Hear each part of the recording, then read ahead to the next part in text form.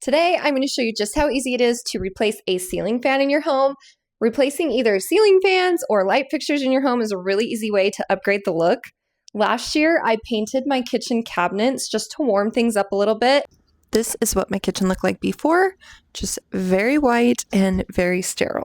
And this is the after. We didn't change it a ton, but we did add some texture and we painted the island a really dark brown color. The other cabinets are just a beige, but we did switch out all of the hardware on the cabinets and it just completely changed the look of our kitchen. That room feeds into the living room as well, and so I'm going to replace this black ceiling fan with one that is brass and warmer tones just to warm the space up a little bit. And the ceiling fan is from Parrot. I had a hard time deciding which one I wanted from there because they have so many options, but I love the one that we went with, so let's get this replaced.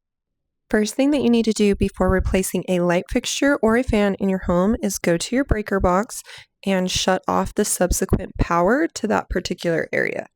Then you can remove the existing fan. Just start by unscrewing whatever hardware is there. This is an example of the bracket was there for the previous fan, and the one that we're going to put up for the new one is almost identical. Any of the projects we do, we start by removing every single piece from the box and laying them out on the table or whatever space we're working in and following the instructions very closely. So for this fan, we secured all of the pieces of hardware together that needed to be secured before we put the bracket that was new onto the ceiling in order to secure this into the new bracket.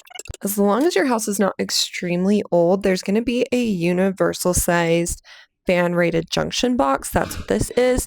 And so whatever light or fan you purchase, you'll be able to screw that new bracket up into the existing one that already is there. And it's as simple as just drilling in a couple of screws. Once your bracket is in, then it is time to secure in the base of the fan that we put together on the counter.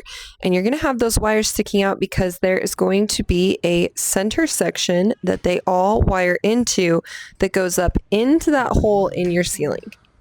Once you have all of your wires attached and secured where they are supposed to, once again, really important to follow the instructions, but it is easier than you think, then you can just put all of those wires into the base there and it secures up into your ceiling just like that.